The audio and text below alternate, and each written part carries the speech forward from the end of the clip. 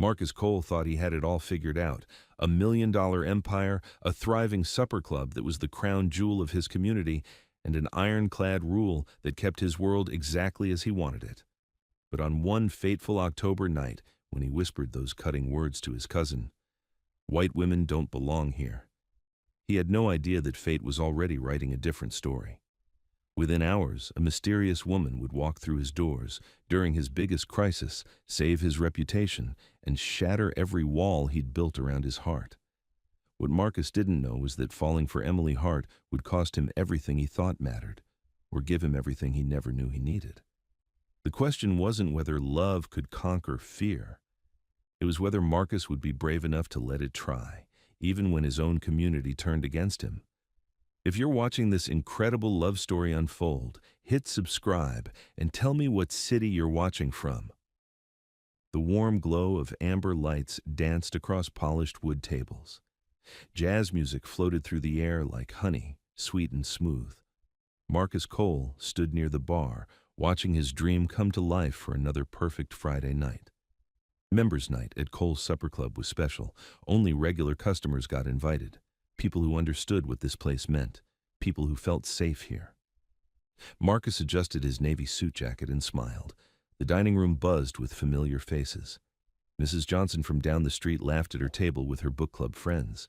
Young professionals shared appetizers and talked about their week. Couples swayed to the music near the small dance floor. This was his father's dream.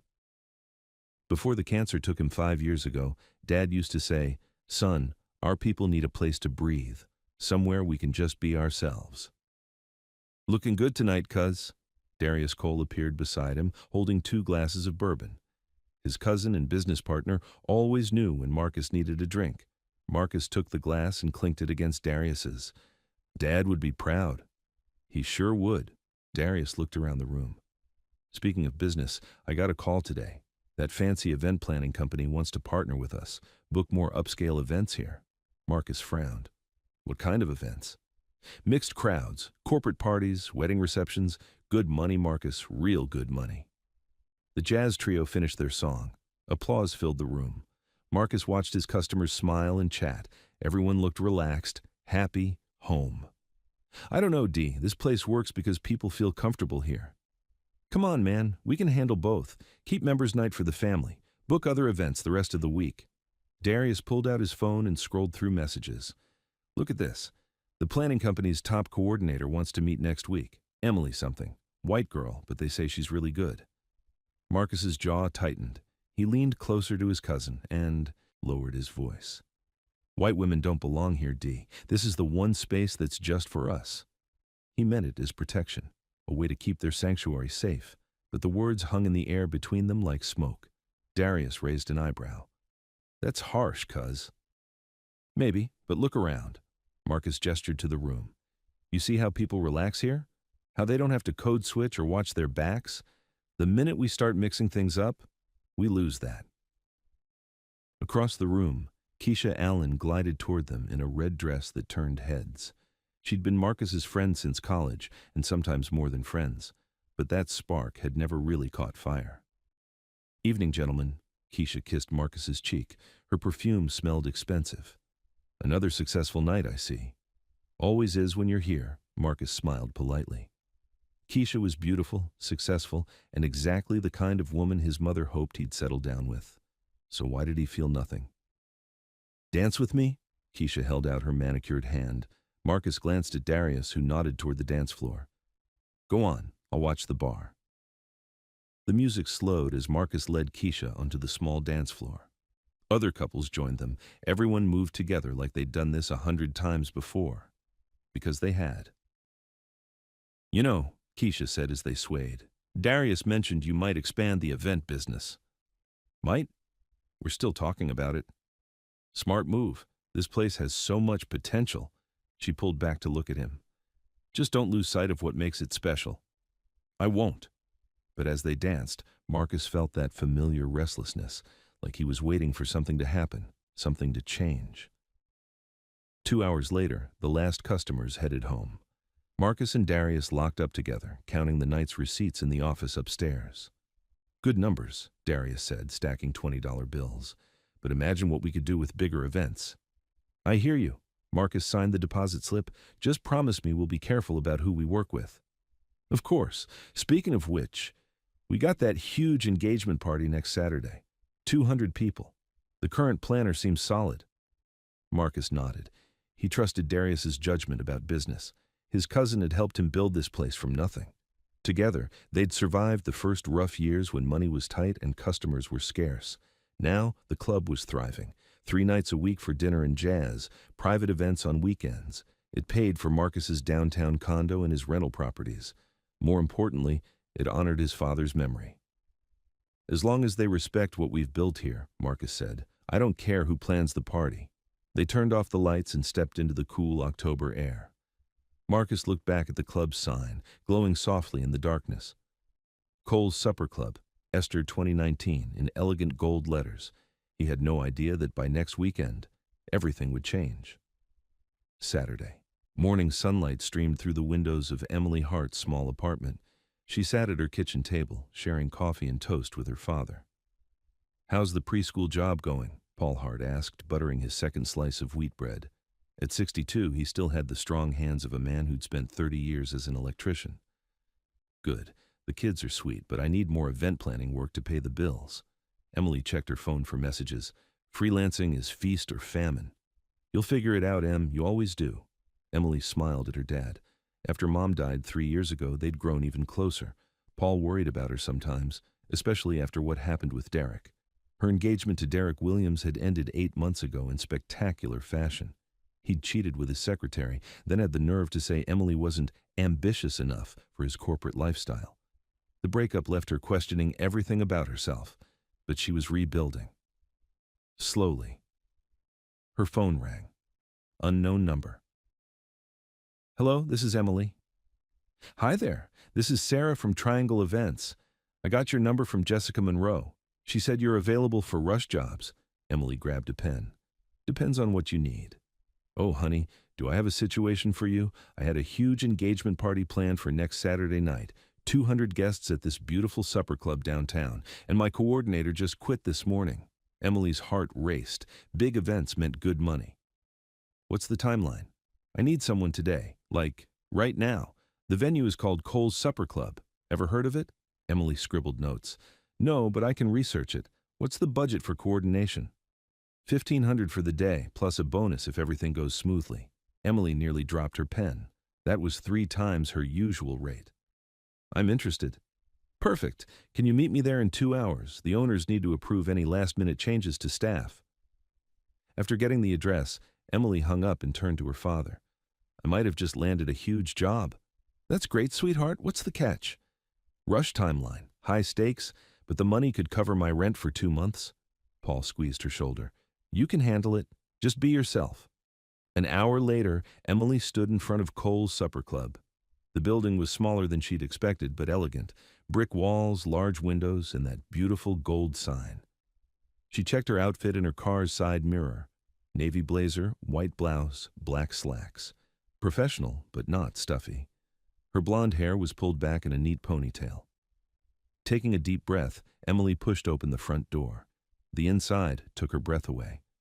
Exposed brick walls lined with vintage jazz posters, a small stage for live music, tables set with crisp white linens and fresh flowers.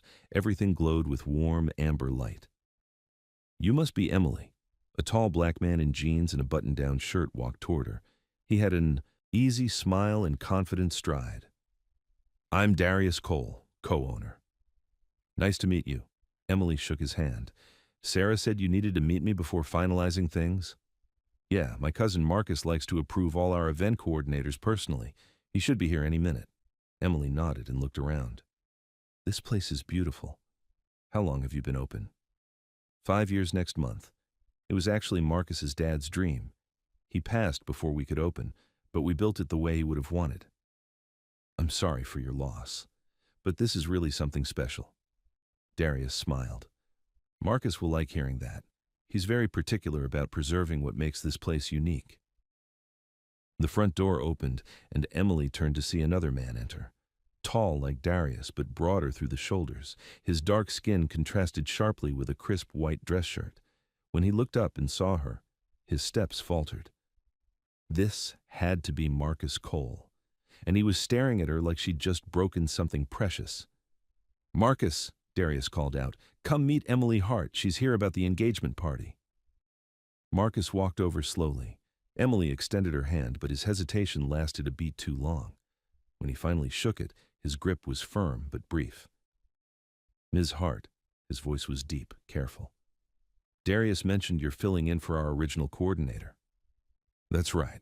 I know it's last minute, but I've handled events this size before. I brought references if you'd like to. That won't be necessary."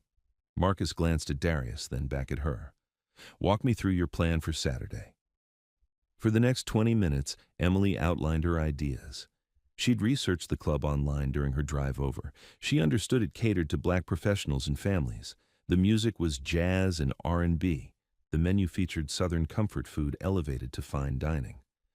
She suggested keeping the engagement party's decorations simple and elegant. Nothing that would clash with the club's existing vibe. She'd coordinate with their kitchen staff, not bring in outside caterers. She'd make sure the couple's family felt welcomed, not like they were in foreign territory. Marcus listened without interrupting. His dark eyes seemed to study her face, looking for something. Finally, he nodded. "The job is yours, but I have one requirement." "Of course. What is it?" "You coordinate with Darius on all decisions. Nothing changes without his approval." Emily felt a sting of confusion. Most venue owners wanted direct communication with the event planner, but she needed this job. "That's fine. Whatever works best for you." Marcus shook her hand again, this time with more warmth. "Welcome to Cole's, Ms. Hart. We'll see you Saturday." As the two men walked away, Emily heard Darius say something quietly to Marcus. She couldn't make out the words, but Marcus's response was clear. "Just keep an eye on things." Emily gathered her papers, wondering what she'd gotten herself into. Saturday evening arrived with October's crisp air and golden light.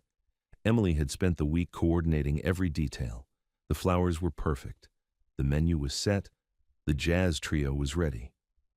She arrived at Cole's at 4 o'clock, 3 hours before the party started. Her hands shook slightly as she unlocked the front door with the key Darius had given her. The engagement party was for Jasmine Williams and Kevin Thompson, a young couple who'd met in medical school. Jasmine's family was flying in from Chicago. Kevin's family lived locally. Both families had money, and they wanted their children's party to be memorable. Emily had spoken with the bride-to-be twice during the week. Jasmine seemed sweet but stressed. She'd mentioned that some of Kevin's relatives were old-fashioned about certain things. Emily wasn't sure what that meant, but she'd promised to keep everything classy and respectful. "Looking good in here." Darius appeared in the doorway, carrying a case of wine. "You've outdone yourself." Emily had transformed the dining room without overwhelming its natural beauty.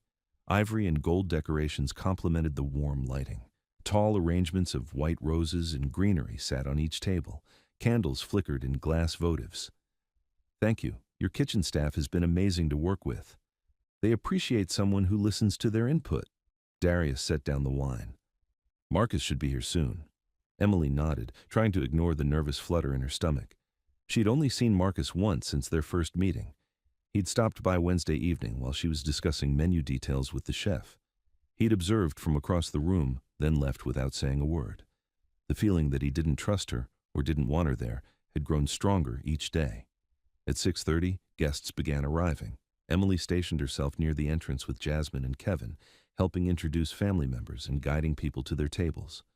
Marcus appeared during the cocktail hour, looking devastating in a charcoal suit. He moved through the room like he owned it, which of course he did. Customers greeted him warmly. He knew everyone's name, asked about their families, made them feel important. Emily watched him work the room and understood something new about Cole's Supper Club. This wasn't just a business for Marcus Cole. It was a community center, a safe haven, a piece of home for people who might not find that feeling everywhere they went. "Everything okay?" Darius appeared at her elbow. "Perfect. Everyone seems to be having a wonderful time." "They are. You did good, Emily." The evening flowed smoothly until 9 o'clock. Then the kitchen disaster struck. Emily was checking on the dessert service when Jamal, the bartender, rushed over looking panicked. "Emily, we got a problem. Big problem." She followed him into the kitchen, where water covered the floor. The dishwasher had malfunctioned, flooding the prep area and shutting down half the kitchen equipment. The chef threw his hands up. "I can't plate desserts in this mess, and we still got 40 dinners to send out." Emily's mind raced. 200 guests were expecting a 5-course meal. The bride's family had flown in from Chicago for this party. If the evening fell apart, it would reflect badly on the couple, the venue, and her. "Where's your backup prep area?" she asked. "Don't have one big enough," the chef said. "What about your storage room, the one behind the bar?" "It's not set up for food prep, but it has counter space and electrical outlets, right?" 20 minutes later, Emily had organized an assembly line in the storage room. Servers helped plate desserts while the chef finished the last dinners in the main kitchen. She directed traffic, solved problems, and kept everyone focused on the goal. Don't let the guests know anything went wrong. Marcus found her in the storage room at 10 o'clock, sleeves rolled up, hair escaping from her ponytail, directing the dessert service like a general commanding troops. "What happened?" he asked. "Flooded kitchen. We're improvising." Emily handed a tray to a server. "Your staff has been incredible." Marcus looked around the makeshift operation. Servers, cooks, and even some regular customers had jumped in to help. Everyone worked together with good humor and determination. "How did you organize all this?" "Everyone wanted to help. I just gave them direction." Emily wiped her hands on a towel. "The last desserts are going out now. Crisis averted." Marcus stared at her for a long moment. Something in his expression had changed. The wariness was still there, but something else flickered underneath it. "You saved the night." "Your staff saved the night. I just got out of their way and let them work." At midnight, the last guests headed home. Jasmine and Kevin thanked Emily with tears in their eyes. The party had been everything they'd dreamed of, despite the kitchen crisis none of them had known about. Emily gathered her supplies, exhausted but satisfied. She'd proven herself tonight. Maybe Marcus Cole would finally trust her to do her job. She was packing her clipboard when she heard voices from the kitchen. Marcus and Darius talking quietly. "Told you she'd be trouble," Marcus was saying. Emily's heart sank. She moved closer to the doorway, knowing she shouldn't listen but unable to stop herself. "Trouble?" Darius laughed. "Man, she just saved our reputation. That kitchen flood could have been a disaster." "That's not what I mean." "Then what do you mean?" A long pause, then Marcus's voice, quieter now. "She doesn't fit here, Dee. Look what happened tonight. Half our regular customers stayed to help clean up. That's not normal." "Maybe that's a good thing." "No, it's not. People came here to feel comfortable, and instead, they spent the evening helping some white girl they don't even know." Emily's face burned with humiliation. Some white girl. That's all she was to him. "Marcus, I'm not changing my mind about this. One night went okay, but that doesn't mean we should start booking every event that comes our way. This place needs to stay what it is." Emily backed away from the door, her hands shaking. She'd thought tonight was a success, but to Marcus Cole, she was still the outsider who didn't belong. She gathered her things and slipped out the back door without saying goodbye. Sunday morning brought gray clouds and Emily's phone ringing at 8 o'clock. "Emily," Jasmine's voice bubbled with excitement. "Everyone is still talking about last night. You made our party perfect." Emily smiled despite her hurt feelings. "I'm so glad you enjoyed it." Kevin's grandmother pulled me aside to say it was the most elegant engagement party she'd ever attended, and his Aunt Margaret, who never likes anything, said she was impressed by how smoothly everything went. "That's wonderful to hear. I have to ask you something. Kevin's cousin is getting married next spring, and she wants to book you for her wedding. Would you consider it?" Emily hesitated. Working another event at Cole's meant dealing with Marcus's disapproval again, but it also meant good money and building her reputation. "I'd be happy to discuss it with her." "Perfect. I'll give her your number. Oh, and Emily, Kevin's uncle owns that big catering company downtown. He was so impressed last night that he wants to talk to you about joining his staff." After the call ended, Emily sat in her kitchen with fresh coffee, trying to sort through her feelings. Last night had been professionally successful, but personally, it stung. She'd worked in unwelcoming environments before. Corporate events where she was the only woman in the room.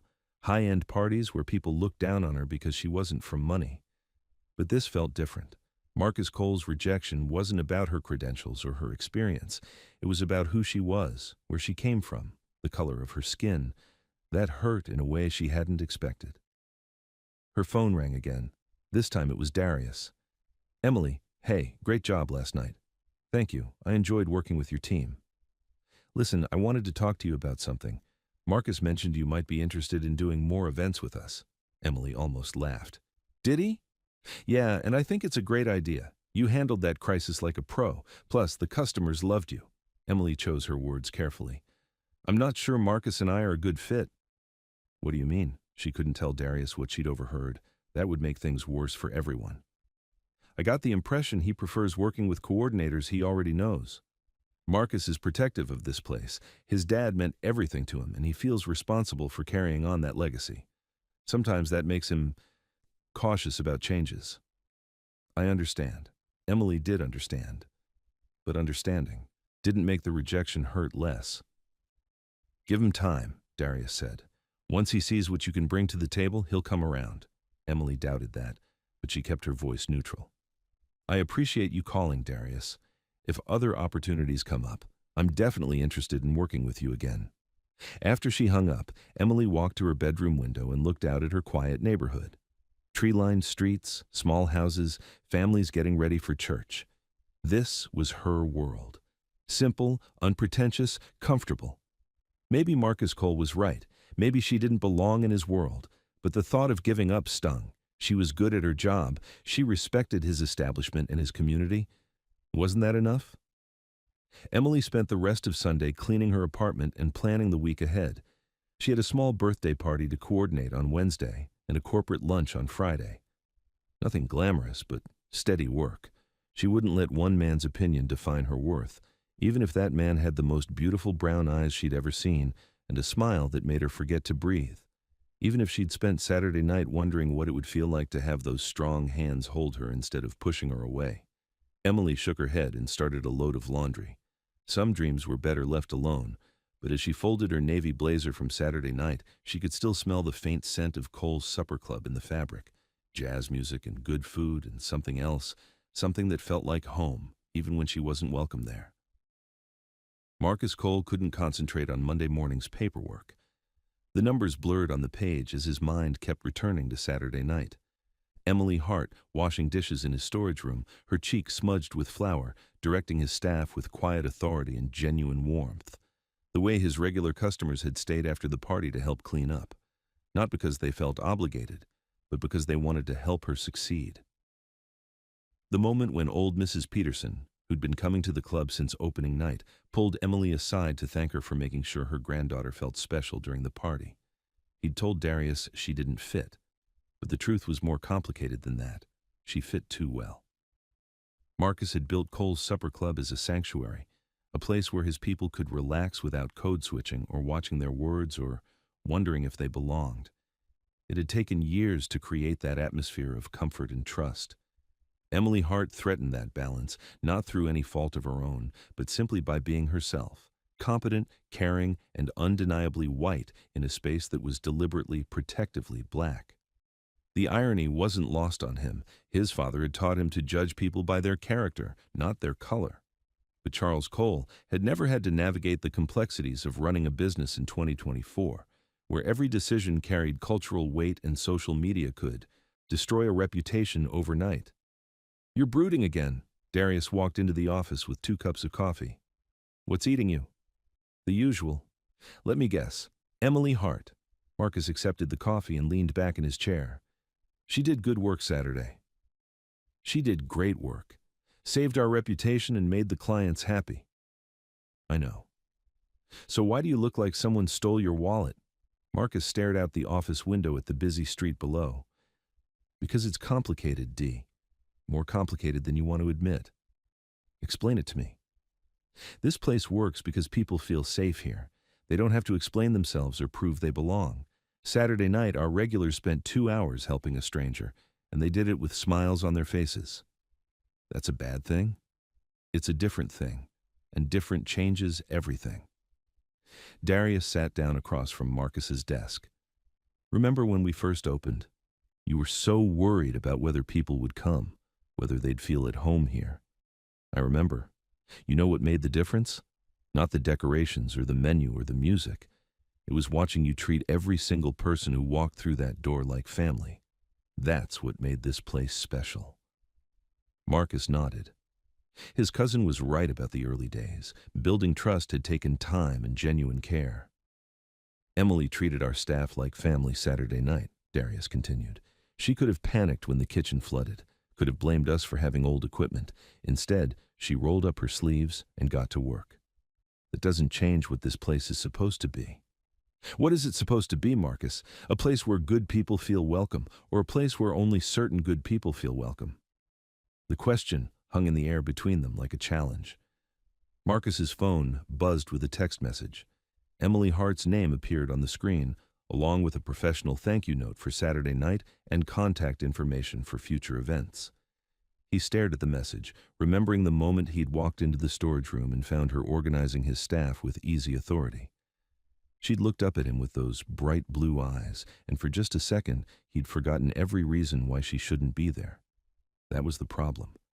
Emily Hart made him forget things, important things, like the promise he'd made to his father's memory and the responsibility he felt to his community. She's good at her job, Marcus admitted. She's great at her job, and she respects what we've built here.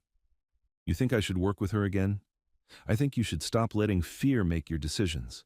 Marcus looked at his cousin sharply. What's that supposed to mean? It means you're scared of what happens if you let someone like her get too close, not just to the business, but to you. The words hit closer to home than Marcus wanted to admit. Saturday night, watching Emily work, he'd felt something shift inside him. An attraction that went beyond her professional competence or her easy smile. That was dangerous territory for a man who'd built his life around careful boundaries and community expectations.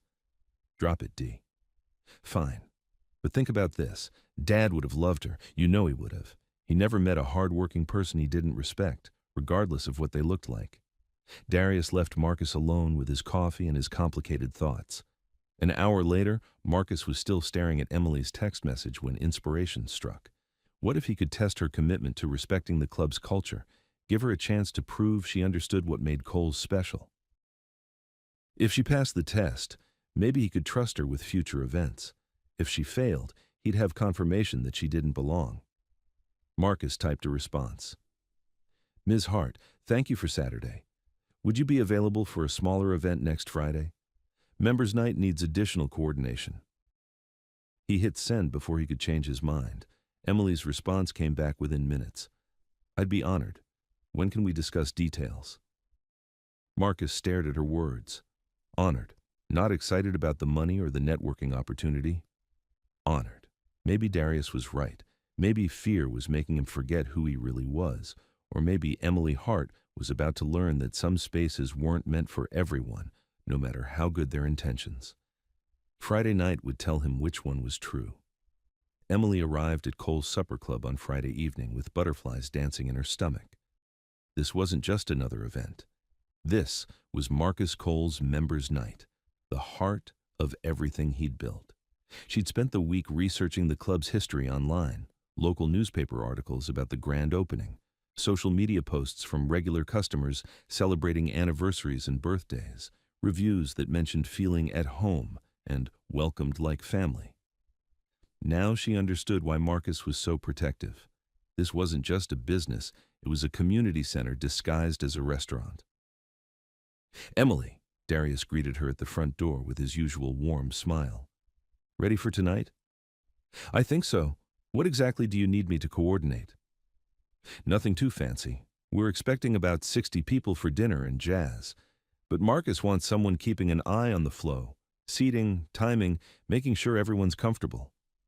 Emily nodded, though something in Darius's tone suggested there was more to it. Sounds manageable. Marcus will be here in an hour to go over details with you. Emily spent the next hour observing the staff prepare for the evening. Tasha, the server she'd met during the engagement party, showed her how tables were arranged for members' night, closer together than usual, more intimate. Families and friends could talk across tables, creating one big conversation. People been coming here since we opened, Tasha explained, polishing wine glasses. Some of them every Friday night. Mr. Marcus, he knows everyone's names, asks about their kids, their jobs, makes them feel special. That's wonderful. It is. But it's also a lot of pressure. Everyone expects tonight to feel perfect, like home, you know? Emily understood. This wasn't about flawless service or fancy decorations. It was about maintaining a feeling, a sense of belonging that couldn't be bought or manufactured. Marcus walked in at 6 o'clock, and Emily's heart did that stupid fluttering thing again. He wore dark jeans and a burgundy button-down shirt that brought out the warmth in his brown skin. Casual, but elegant. Approachable, but undeniably in charge. "Ms. Hart," he nodded politely. "Thank you for coming. Thank you for trusting me with this." Something flickered in his eyes. "We'll see how the evening goes." Marcus walked her through the layout, explaining the rhythm of members' night. Cocktails from 6 to 7, dinner service until 9, jazz music starting at 8:30, continuing until 11. "The key," he said, "is reading the room. If people want to linger over appetizers, we don't rush them. If someone's celebrating something special, we make sure they feel celebrated." "Understood. What about new faces? Do you get many first-time visitors?" Marcus paused, considering the question. "Occasionally, usually friends of regulars. We make them welcome, but we don't change the vibe for them." Emily heard the message underneath his words. Don't change the vibe for yourself, either. At 7 o'clock, the doors opened and members' night began. Emily positioned herself near the bar where she could observe without intruding. The first guests were an elderly couple Marcus greeted with genuine warmth. "Mr. and Mrs. Washington, how was your anniversary trip to New Orleans?" "Oh, Marcus, it was wonderful," Mrs. Washington beamed. "But the jazz there wasn't as good as what you have here." Emily watched Marcus escort them to their usual table, pulling out Mrs. Washington's chair and asking about their granddaughter's college applications. This was the man who'd said white women didn't belong here? He seemed incapable of making anyone feel unwelcome. More guests arrived, young professionals unwinding from the work week, families with teenagers home from college, older couples who'd clearly been coming here for years. Everyone moved through the space with comfortable familiarity. Marcus worked the room like a master host. He remembered details about people's lives, asked follow-up questions about conversations from previous weeks, made introductions between customers who might enjoy meeting each other. Emily found herself studying his face as he talked to a table of teachers celebrating the end of report card week. His smile was genuine. His attention was complete. These people weren't just customers to him, they were family. "You're watching him like he's a puzzle you're trying to solve," a voice said beside her. Emily turned to find Jamal, the bartender, mixing drinks with easy efficiency. "Sorry, I'm trying to understand how this all works." "It's not complicated. Marcus loves these people and they love him back. Simple as that." "It's beautiful." "It is." Jamal glanced at her curiously.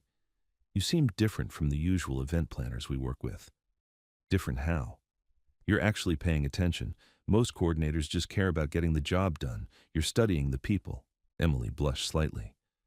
"I want to understand what makes this place special." "That's why Marcus asked you back. He's testing you." "Testing me?" "To see if you get it, what this place really is." Jamal finished a round of drinks and loaded them on a tray. "Fair warning, he's been watching you all night." Emily glanced across the room and caught Marcus looking in her direction. When their eyes met, he didn't look away immediately. Something passed between them in that moment. A question, maybe, or a challenge. At 8:30, the jazz trio took the stage. The lights dimmed slightly and conversations grew softer. Emily helped coordinate the transition, making sure servers could move between tables without disrupting the music. Everything flowed smoothly until 9:15, when a group of 4 white tourists wandered in from the street. Emily noticed them first, overdressed, loud, holding their phones up to take pictures of the authentic atmosphere. They clearly hadn't made reservations and didn't understand what they'd walked into. Marcus approached them politely but firmly. "Good evening. I'm sorry, but tonight is a private event for our members." "Oh, come on," one of the men said, loud enough that nearby tables turned to look. "We just want dinner and drinks. We'll pay extra for the jazz." Emily saw Marcus's jaw tighten. She also saw the discomfort ripple through the dining room. Conversations faltered. The easy feeling of the evening wavered. Without thinking, Emily stepped forward. "Excuse me," she said to the tourists with a warm smile.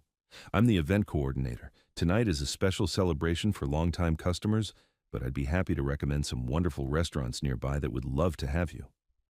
She pulled out her phone and quickly listed 3 upscale restaurants within walking distance, complete with directions and phone numbers.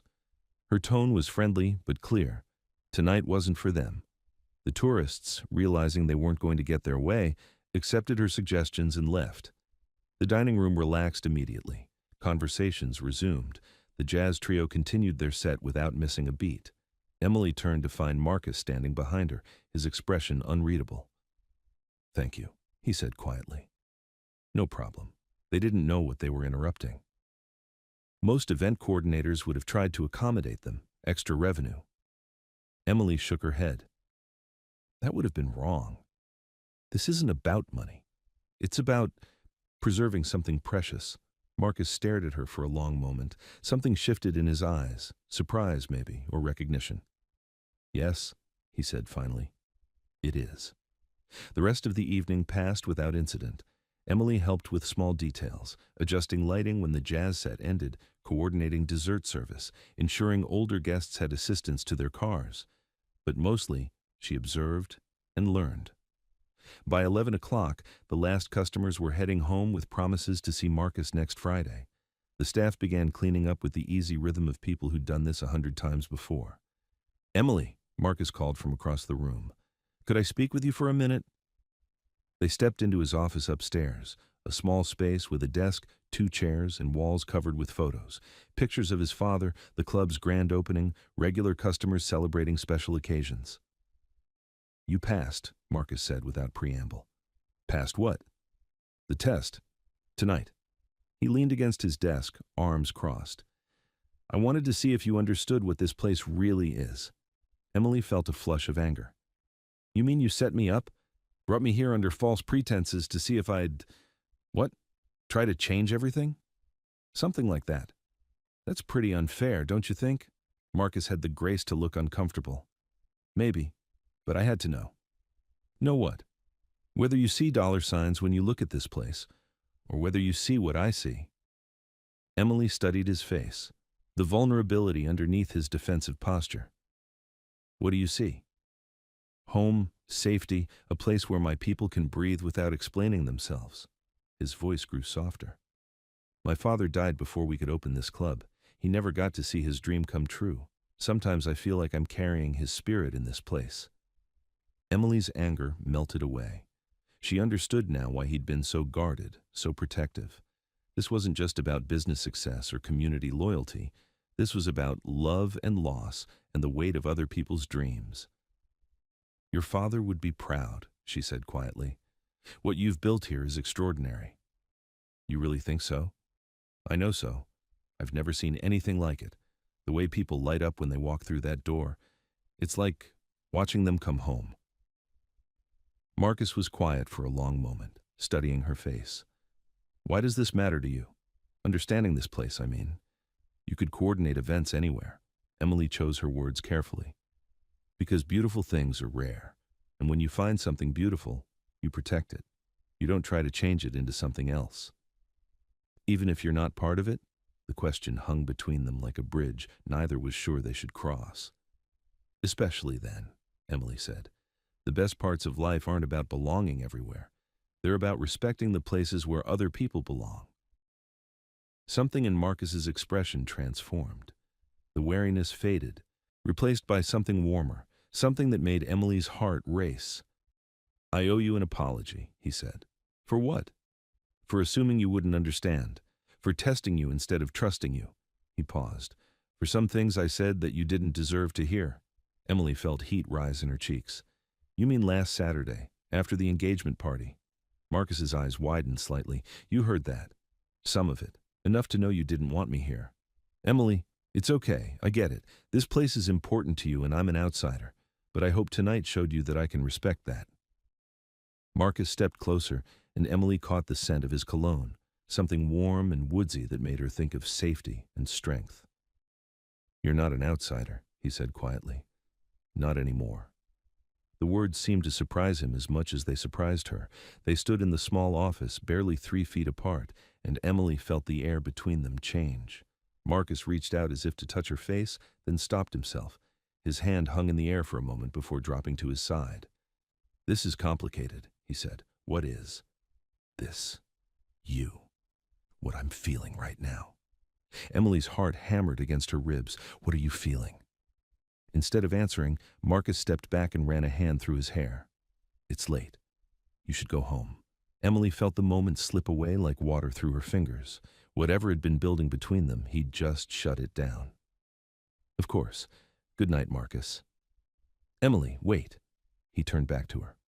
Would you consider working with us more regularly? Not just special events, maybe helping with members' night, coordinating some of our smaller gatherings." Emily's pulse quickened. Regular work at Kohl's meant regular contact with Marcus. It also meant better income and the chance to be part of something special. "I'd like that very much." "Good. We can discuss details next week." Emily gathered her purse and headed for the door. As she reached for the handle, Marcus spoke again. "Emily, thank you for tonight, for understanding." She turned back to find him watching her with an expression she couldn't quite read. Gratitude, yes, but something else too. Something that made her cheeks warm and her stomach flutter. "Thank you for letting me be part of it." The next morning brought autumn rain and Emily's phone buzzing with text messages. The first was from Darius. "Heard you crushed it last night. Welcome to the family." The second was from Tasha. "Girl, you handled those tourists perfectly. Mr. Marcus was impressed. We all were." The third was from an unknown number. "This is Marcus. Would you like to have coffee this week to discuss your role at the club? MC." Emily stared at the last message, her coffee growing cold in her hands. Marcus Cole wanted to have coffee with her, alone, to discuss business, but still. She texted back, "I'd like that. When works for you?" His response came quickly. "Tuesday afternoon. There's a cafe near the club called Grind, 2 p.m. "Perfect. See you there." Emily set down her phone and tried to ignore the way her heart raced. This was business, professional coordination, nothing more. But as she remembered the moment in his office when he'd almost touched her face, when the air between them had felt electric with possibility, she knew she was lying to herself. Marcus Cole was dangerous to her carefully rebuilt peace of mind. He was complicated, guarded, and completely wrong for her in a dozen different ways. He was also the most compelling man she'd ever met. Tuesday couldn't come fast enough. The Grind was busy on Tuesday afternoon, filled with college students and remote workers typing on laptops. Emily arrived 5 minutes early and chose a table near the window where she could watch for Marcus. She'd changed clothes 3 times that morning, finally settling on jeans, a cream sweater, and brown boots. Casual, but put together, like she wasn't overthinking this meeting. Marcus walked through the door at exactly 2 o'clock, scanning the room until he found her. He wore dark jeans and a gray sweater that hugged his broad shoulders in ways that made Emily forget to breathe. "Sorry, I'm late," he said, sliding into the chair across from her. "You're not late. You're exactly on time." "Right." He smiled, and Emily noticed how it changed his whole face, made him look younger, more relaxed. "Can I get you something? Coffee? Tea?" "Coffee would be great, black." Marcus returned with 2 coffees and settled across from her again. For a moment they sat in awkward silence, neither sure how to begin. "So," Emily said finally, "tell me about this regular coordination role." "Right, business." Marcus seemed to shake himself back to focus. "We've been growing steadily over the past year. More private parties, more special events. Darius and I are good at running the day-to-day operations, but coordinating events isn't really our strength." "What kind of events are you thinking?" "Birthday parties, anniversary celebrations, small corporate gatherings, nothing huge like last weekend's engagement party, more intimate events that fit with our regular atmosphere." Emily nodded, making mental notes. "How many events per month?" "Maybe 6 to 8, mostly weekends, some weekday evenings. Darius thinks we could handle more, but I don't want to overwhelm our regular customers." "That makes sense. You'd want to maintain the balance between special events and members' night." "Exactly." Marcus leaned forward slightly. "You get that. Not everyone would." Emily sipped her coffee, trying to ignore how his proximity affected her concentration. "What would my role be specifically? Full coordination or support for your existing staff? Full coordination. Planning, vendor management, day of execution. We'd handle the venue and catering. You'd handle everything else. That sounds perfect. What about compensation? They spent the next 30 minutes discussing practical details, payment structure, scheduling, how she'd coordinate with the club's existing staff. It was professional, straightforward, and completely normal. So why did Emily feel like she was negotiating the terms of something much more personal? There's one more thing, Marcus said as they finished their coffee. I want you to know that what happened Friday night, it won't happen again. What do you mean? The testing, the setup. From now on, I'll be straight with you about what we need and what we expect. I appreciate that. And Emily? Marcus's voice grew softer. I really am sorry about what I said last Saturday. You didn't deserve that. Emily met his eyes across the small table. We all have protective instincts about the things we love. I understand why you were cautious. Maybe. But that doesn't make it right. They sat in comfortable silence for a moment, and Emily felt something shift between them. The professional distance was still there, but underneath it was something warmer, something that felt like the beginning of friendship. Or maybe something more. I should probably get going, Emily said finally. I have a birthday party to coordinate this evening. Of course. Thank you for meeting with me. They stood to leave, and Marcus held the cafe door open for her. As she passed through, their shoulders brushed briefly. Emily felt that contact all the way down to her toes. I'll email you the contract details tomorrow, Marcus said as they stood on the sidewalk. Sounds good. I'm looking forward to working with you. Me too. Emily walked to her car, very aware that Marcus was still standing on the sidewalk watching her. When she glanced back before driving away, he raised his hand in a small wave. All the way home, Emily tried to convince herself this was just business, a good job with steady income and professional growth potential. But she couldn't stop thinking about the way Marcus had looked at her across the coffee table. Like she was a puzzle he wanted to solve. Like she was someone he wanted to know better. Like she was someone he was trying very hard not to want. Emily pulled into her driveway and sat in her car for a moment, trying to get her emotions under control. Working regularly at Cole's Supper Club meant seeing Marcus Cole several times a week. It meant being part of his world, his community, his carefully protected sanctuary.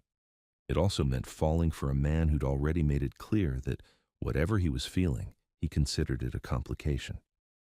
Emily had sworn off complicated men after Derek.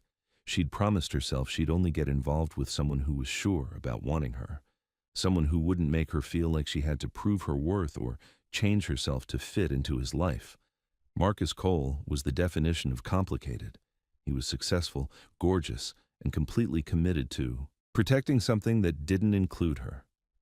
But as Emily remembered the moment in his office when he'd almost touched her face, when his defenses had dropped and she'd seen something vulnerable and wanting in his eyes, she knew it was too late for smart choices. She was already falling.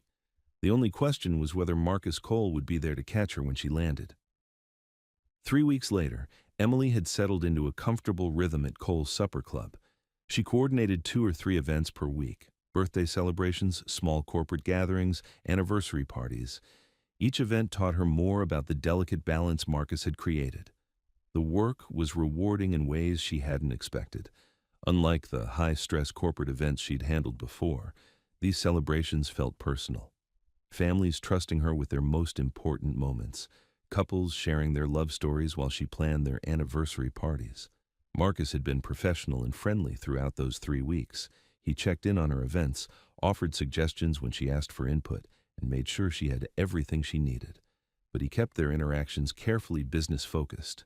No more moments of electricity in small offices, no more almost touches or loaded glances across crowded rooms. Emily told herself she was grateful for the professional boundaries. It made working there easier, less complicated. But late at night, alone in her apartment, she admitted she missed the spark of whatever had been building between them. You're glowing, Tasha observed on a Friday evening as Emily coordinated a surprise birthday party for one of the club's regular customers. What? You look happy, like you belong here. Tasha arranged flowers on the birthday table. It's nice to see. Emily smiled. She did feel like she belonged. The staff treated her like family. Regular customers recognized her and asked about her work. Even Marcus's mother, Renee, had stopped by the previous week to meet the young lady Marcus has been talking about. That conversation had been interesting. Renee Cole was elegant, sharp-eyed, and clearly protective of her son. She'd asked Emily polite but pointed questions about her background, her intentions, and her understanding of the club's importance to the community. Emily had answered honestly, explaining her respect for what Marcus had built and her commitment to supporting it. By the end of their conversation, Renee had smiled and said, "I can see why my son speaks so highly of your work." "Marcus talks about me," Emily had asked before she could stop herself. Renee's knowing smile had made Emily's cheeks burn. "He mentions your professional contributions. Frequently." Now, arranging decorations for tonight's birthday surprise, Emily wondered what exactly Marcus had been saying about her. "Emily," Darius appeared with a concerned expression, "we have a problem." "What kind of problem?" "The birthday girl's cake. The bakery just called. Their delivery truck broke down. They can't get the cake here until tomorrow morning." Emily checked her watch. The party started in 2 hours, and the birthday girl's family had ordered an elaborate 3-layer cake decorated with hand-piped roses. "Do they have the cake finished?" "Yeah, it's ready. Just sitting at the bakery across town." "I'll go get it." "Emily, it's a 3-layer cake. You'll need help loading it, and your car might not—" "I'll figure it out. Give me the bakery's address." An hour later, Emily stood in the bakery's parking lot, staring at the massive cake through the window of her compact car. The cake was beautiful but enormous. Even with the carefully constructed support system the baker had created, transporting it safely was going to be a challenge. "Need some help?" a familiar voice said behind her. Emily turned to find Marcus walking toward her, keys in his hand. He'd changed from his usual business attire into jeans and a dark blue hoodie that made his brown eyes look almost gold. "Marcus, what are you doing here?" "Darius called, said you might need backup transportation." He gestured toward a large SUV parked nearby. "Figured my car might handle the cake better than yours." Emily felt a rush of gratitude and something warmer. "You didn't have to come all the way out here." "Yes, I did. Mrs. Patterson has been coming to the club every Friday for 3 years. This party needs to be perfect." Together, they carefully transferred the cake to Marcus's SUV, cushioning it with blankets he'd brought from the club. Emily rode in the passenger seat, one hand on the cake box to steady it during turns. "This is above and beyond," Marcus said as they drove through downtown traffic. "Most coordinators would have told the family to find a backup cake." "Most coordinators haven't spent 3 weeks watching Mrs. Patterson show off pictures of this exact cake design to everyone who will listen." Marcus glanced at her with surprise. "You know about the pictures?" "She's been planning this party since her last birthday. The cake is the centerpiece of her whole vision." "I didn't realize you paid that much attention to our regular customers." Emily looked out the window at the city passing by. "They're not just customers, are they? They're family. After 3 weeks of working here, I can see what each person means to you and Darius. Mrs. Patterson lights up every Friday night. Making sure her party is perfect isn't just good business. It's the right thing to do." Marcus was quiet for several blocks. When he spoke again, his voice was softer. "You really get it." "Get what?" "What this place is about, what it means." Emily felt warmth spread through her chest. "I'm starting to." They delivered the cake safely and spent the next 2 hours making sure Mrs. Patterson's surprise party was everything she'd dreamed of. Emily coordinated the timing while Marcus helped serve dinner and cake. They worked together with easy efficiency, anticipating each other's needs without discussion. Mrs. Patterson cried happy tears when her family surprised her. The cake was everything she'd imagined and more. As the evening wound down, she pulled Emily aside. "Thank you, honey. This night was perfect. I'm so glad you enjoyed it." Mrs. Patterson glanced across the room where Marcus was helping clean up. "You know, I've been watching that boy for 3 years. Never seen him look at anyone the way he looks at you." Emily's heart skipped. "We work together. He's very professional. Honey, I may be 75, but I'm not blind. That man cares about you. Question is, what are you going to do about it?" Before Emily could respond, Mrs. Patterson was swept away by her granddaughter for more birthday photos. By 10 o'clock, the last guests had headed home and the staff had finished cleaning up. Emily gathered her supplies, tired but satisfied. Another successful event at Cole's Supper Club. Emily, Marcus appeared beside her as she packed her clipboard. Thank you for the cake rescue, for everything tonight. Just doing my job. No, you weren't. Going across town to pick up a cake, riding with it to make sure it arrived safely, that was way beyond your job.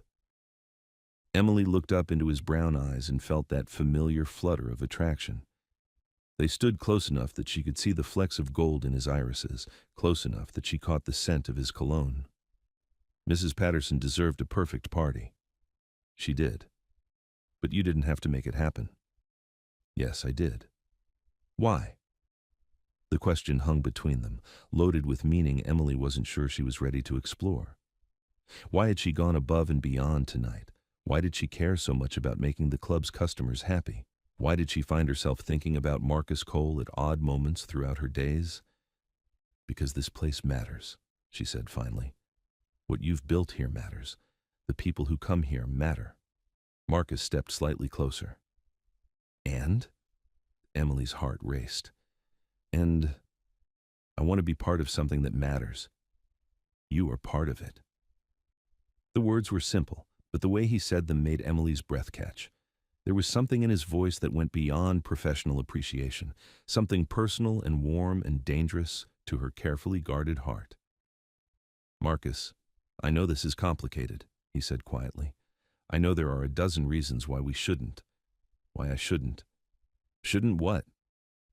Instead of answering, Marcus reached up and tucked a strand of hair behind her ear. His fingers lingered against her cheek for just a moment before he dropped his hand. Shouldn't want things I can't have. Emily felt her world tilt. Who says you can't have them?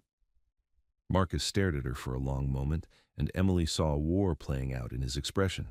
Want versus caution, desire versus responsibility. It's complicated, he said, again. Most good things are. Marcus opened his mouth to respond, but the front door chimed, and Darius walked in. Sorry to interrupt, Darius said, though his knowing smile suggested he wasn't sorry at all. Just came back for my keys. The moment shattered. Marcus stepped back and Emily busied herself with packing her supplies. The spell was broken, but the electricity still hummed in the air between them. I should get going, Emily said, not trusting herself to meet Marcus's eyes again. Of course. Drive safely. As Emily headed to her car, she heard Darius say to Marcus, Man, you're in trouble. Emily couldn't hear Marcus's response, but she didn't need to. She was in trouble too. 3 weeks of professional boundaries and careful distance had just crumbled in the space of a single conversation. Whatever was building between her and Marcus Cole, it was stronger than either of their attempts to ignore it. As Emily drove home through the quiet streets, she replayed every moment of the evening. Marcus coming to help with the cake, working beside her to make Mrs. Patterson's party perfect, the way he'd looked at her when he said she was part of something that mattered, the way her heart had nearly stopped when he touched her face. Emily pulled into her driveway and sat in her car for a moment, trying to process what had changed tonight. For 3 weeks, she'd told herself she could work at Cole's without getting emotionally involved. She could appreciate Marcus Cole as a colleague and friend without falling for him. Tonight had proven how wrong she was. She was falling for Marcus Cole, complicated though it might be. The question was whether he was brave enough to fall with her. The next 2 weeks passed in a strange dance between Marcus and Emily. Professionally, they worked together better than ever. Every event ran smoothly. Communication was seamless. They anticipated each other's needs like partners who'd been working together for years. Personally, they were both trying very hard to pretend nothing had changed. Marcus was polite but distant. He checked in on Emily's events but kept their conversations brief and focused. No more long talks about the club's history or shared moments over coffee. Emily threw herself into her work, coordinating a surprise retirement party and 2 anniversary celebrations with meticulous attention to detail. She arrived early, stayed late, and treated every event like her reputation depended on it. But late at night, alone in her apartment, she couldn't stop thinking about the moment Marcus had touched her face, the way he'd looked at her like she was something precious and forbidden at the same time. You're distracted, her father observed over Sunday breakfast. They were sitting at her kitchen table, sharing pancakes and the newspaper. Just tired. Busy week. Paul Hart studied his daughter's face with the keen eyes of someone who'd raised her alone after her mother's death. This about that job at the supper club? The work is going really well. That's not what I asked. Emily sighed and set down her fork. Her father had always been able to read her like a book. There's this guy, my boss sort of. It's complicated. Complicated how? We're from different worlds, different backgrounds, and he has a lot of responsibilities to his community. Paul raised an eyebrow. Is he married? No. Kids? No. Criminal record? Dad! Emily laughed despite herself. No, nothing like that. Then what's the real problem? Emily stared into her coffee cup, trying to find words for feelings she barely understood herself. He built this amazing place for his community, a safe space where people can feel at home. And I'm not part of that community. I'm the outsider who doesn't quite fit. Says who? Says reality. Says the way some people look at me when I walk in there. Says the careful way he treats me now, like I'm something that might break if he gets too close. Paul leaned back in his chair. You know what your mother would have said about this? Emily shook her head. She'd have said that love doesn't ask permission. It shows up when it wants to, where it wants to. And the only question that matters is whether it's real. But what if it is real and it still doesn't work? What if it is real and you never give it a chance to work? Emily spent the rest of Sunday thinking about her father's words. By Monday morning, she decided to focus on what she could control, doing excellent work and letting whatever happened between her and Marcus unfold naturally. That resolution lasted exactly 12 hours. Monday evening, Emily was coordinating a small birthday party when Keisha Allen walked into Cole's supper club like she owned it. Emily recognized her immediately from that first night, tall, elegant, confident, the kind of woman who turned heads without trying. She wore a black dress that probably cost more than Emily's monthly rent and moved through the dining room like she belonged there completely, which Emily realized with a sinking heart she probably did. Keisha! Marcus appeared from behind the bar, his face lighting up in genuine pleasure. What are you doing here? Thought I'd surprise you. It's been too long since we caught up properly. Emily watched from across the room as Keisha kissed Marcus's cheek and settled at the bar like she'd done it 1,000 times before. Marcus poured her a glass of wine without asking what she wanted. They talked with the easy familiarity of people who'd known each other forever, people who'd been more than friends. Emily forced herself to focus on the birthday party, making sure the guest of honor felt celebrated and the evening flowed smoothly. But she couldn't help stealing glances at the bar, where Marcus and Keisha seemed lost in their own conversation. That's his ex, Tasha said quietly, appearing beside Emily with a tray of empty glasses. His ex what? Not exactly ex-girlfriend, more like someone he used to date sometimes. They've been friends forever, but there was always something more there. At least on her side. Emily felt her stomach clench. Are they together now? Not officially, but Keisha's been making moves lately. Ever since she heard about... Tasha paused, looking uncomfortable. Heard about what? About you, about how much time Marcus has been spending with you. Emily's cheeks burned. We work together, that's all. Tasha gave her a knowing look. Honey, that man doesn't look at work colleagues the way he looks at you. Everyone can see it except you two. The birthday party wrapped up successfully, but Emily found herself lingering longer than usual, organizing supplies that didn't need organizing. Part of her wanted to leave immediately. Part of her couldn't stand the thought of walking past Marcus and Keisha at the bar. The choice was made for her when Marcus appeared beside her table. Great party tonight, he said. Mr. Johnson was thrilled. Good. I'm glad he enjoyed it. Marcus hesitated, like he wanted to say something else. Behind him, Emily could see Keisha watching them from the bar. Emily. I should get going, Emily said, standing quickly and gathering her things. Early morning tomorrow. She headed for the door without looking back, but she heard Keisha's voice as she passed the bar. Who was that? Emily didn't wait to hear Marcus's response. The next morning brought an unexpected text message. Coffee? Need to talk. MC. Emily stared at the message for 5 minutes before responding. When and where? Grind. 1 hour if you can make it. Emily arrived to find Marcus already there, sitting at their usual table by the window. He looked tired, like he hadn't slept well. When he saw her, he stood and went to get their coffee without being asked. "Thank you," Emily said as he set her cup down. "We need to talk about last night." Emily's heart sank. Here it comes. The conversation where he explains that whatever had been building between them was a mistake, that Keisha was back and Emily needed to understand her place. Okay. Marcus ran a hand through his hair, a gesture Emily had learned meant he was struggling with something difficult. "I want you to know that what happened between Keisha and me, it's complicated. You don't owe me any explanations about your personal life." "Yes, I do." Marcus looked directly at her. "Because what's happening between us, and that's complicated too." Emily's pulse quickened. "What is happening between us?" "I don't know. That's the problem." Marcus leaned forward. "I know I think about you more than I should. I know I look forward to seeing you every day. I know that when you walked out last night, I wanted to follow you." "Why didn't you?" "Because Keisha was right there, and everyone in the club was watching, and I'm not ready for the conversations that would follow." Emily felt a stab of hurt. Conversations about what? About us. About what it means if Marcus Cole is serious about a white woman. The words hung between them like a wall Emily wasn't sure she could climb.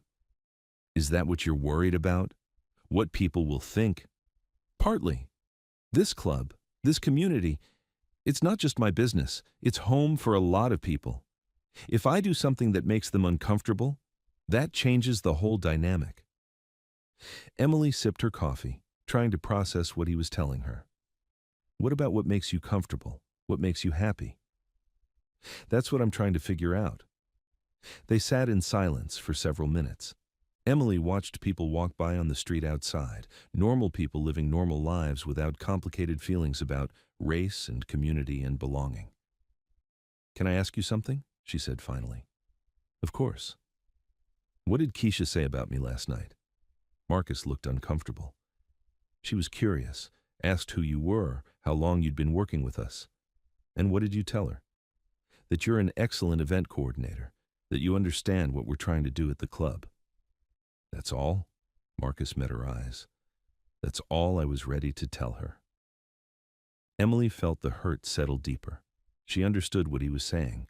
She was good enough to work with, but not good enough to claim as someone important to him. "I should go," she said, standing up. "Emily, wait." She turned back, hoping he would say something that made this conversation less painful. "I care about you," Marcus said quietly. "More than I should, more than is probably smart, but I need time to figure out what that means." Emily nodded, not trusting her voice. She walked to her car feeling like her heart had been put in a blender. Marcus Cole cared about her, but he also saw her as a problem to be solved, a complication to be managed. Emily had been down this road before with Derek, the man who claimed to care about her but was ashamed to be seen with her, the man who made her feel like she had to prove her worth constantly. She'd sworn she wouldn't do that again. The next few days passed in professional politeness. Emily coordinated events. Marcus checked in when necessary. They were courteous, efficient, and careful not to let their personal conversations spill into their work. But the easy camaraderie they'd built was gone. Emily felt it in the way Marcus kept their interactions brief. She saw it in the way he made sure they were never alone together. Friday night's members' night was particularly difficult. Emily helped coordinate seating for a larger group than usual, and everything went smoothly. But she was acutely aware of Marcus across the room, hosting and charming his customers with his usual warmth. Warmth he no longer shared with her. Keisha appeared halfway through the evening, stunning in a deep purple dress. She greeted the staff like family and settled at the bar like she belonged there. Which, Emily reminded herself, she probably did more than Emily ever would. "You okay?" Darius appeared beside Emily as she organized receipts near the back of the dining room. "Fine. Just making sure everything's running smoothly." "Emily," Darius's voice was gentle. "You know Marcus is an idiot, right?" Emily looked up in surprise. "I've been watching this dance you two are doing, and it's painful for everyone involved." "I don't know what you mean." "Sure you do. You're crazy about each other, but he's too scared to do anything about it, and you're too proud to push." Emily felt heat rise in her cheeks. "It's not that simple. Isn't it?" Darius glanced toward the bar where Marcus was talking with Keisha. "Look, I love my cousin, but he's letting fear make decisions for him. Fear of change, fear of what people think, fear of stepping outside his comfort zone. Maybe his fears are valid. Maybe. But you know what's not valid? Stringing along someone who deserves better. Emily felt tears prick her eyes. He's not stringing me along. We work together, that's all. Emily, honey, no one believes that. Not the staff, not the customers, not even Marcus himself. The only question is whether he's going to be brave enough to admit what everyone can see. Before Emily could respond, commotion erupted near the front door. A group of young men had entered, clearly already drunk from somewhere else. They were loud, disruptive, and completely out of place in the intimate atmosphere of members' night. Marcus approached them immediately, his voice calm but firm. "Gentlemen, tonight is a private event. I'm going to have to ask you to—" "Come on, man," one of the drunk guys interrupted. "We just want some food and drinks. We'll pay cash." "I understand, but tonight isn't open to the public. I can recommend some great places nearby." This is bullshit. It's discrimination. The word hung in the air like a toxic cloud. Emily watched Marcus's jaw tighten as conversations around the dining room stopped. Regular customers turned to watch the confrontation. "Sir, this is a private event for our members. The same policy applies to everyone, regardless of—" "Regardless of what? Race?" The drunk man's voice rose.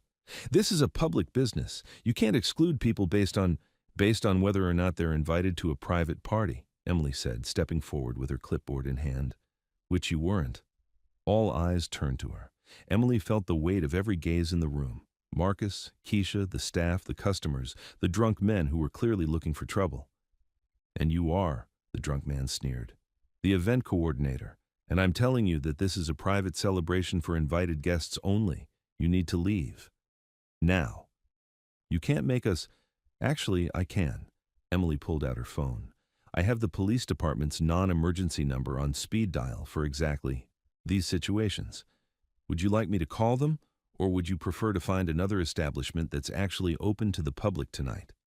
The men grumbled and argued for another minute, but Emily's calm authority and the threat of police involvement eventually convinced them to leave. The moment the door closed behind them, normal conversation resumed.